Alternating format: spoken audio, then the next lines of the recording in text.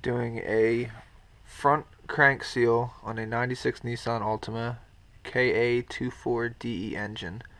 Start by jacking up the car and removing this mudguard right here. Okay, once you have that cover off, you'll see the pulley that we're going to be doing the work on this one. You're going to want to break this nut free before removing the tension on the two belts. Okay, we've gotten the belts out of the way now, and you're going to need a puller to get this pulley off. Leave the nut on there so you have something to pull against. Leave it just loose. It was a 27 millimeter. You'll need an impact wrench to have gotten that loose at this point too.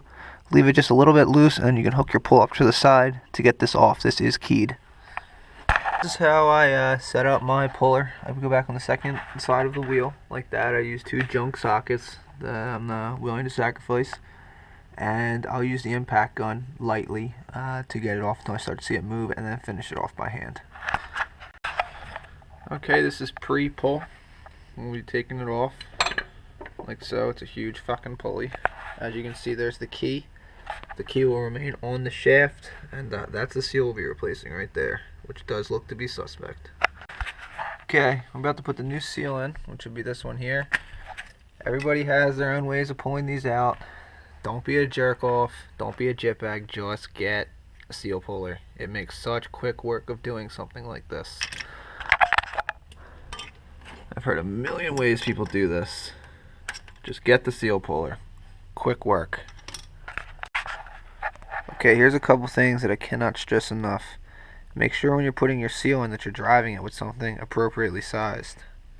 So there's a nice, even, no bends can happen to this metal seal. Also, make sure you're putting it in the right side out. There is a right side to this. Take note of that.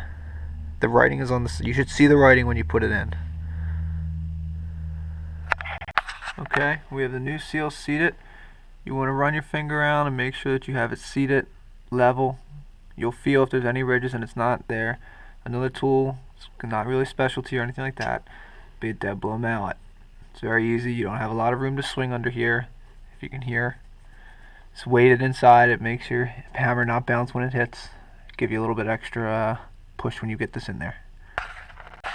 Okay, now when you're going to put this back on, this piece is going to be a lot tighter than when you first took it off. For some people, this might just fall off for you. That's how bad the seal could be, and the oil could leak around here. Again, use your dead blow hammer. Just get some light swings until you drive it all the way in. You don't see it going any further. Avoid the hesitation to take this nut and use your impact wrench to just drive it in. Drive it in by hand first and get it almost all the way in. Then torque this to spec. Cannot stress that enough. Always torque all your bolts to spec. Okay, I've got the pulley back on with the bolt in. Torque this bolt from 101 to 112 foot-pounds if you have a 2.4 KA24DE engine. This is a 96 Nissan Altima that we're doing this repair on.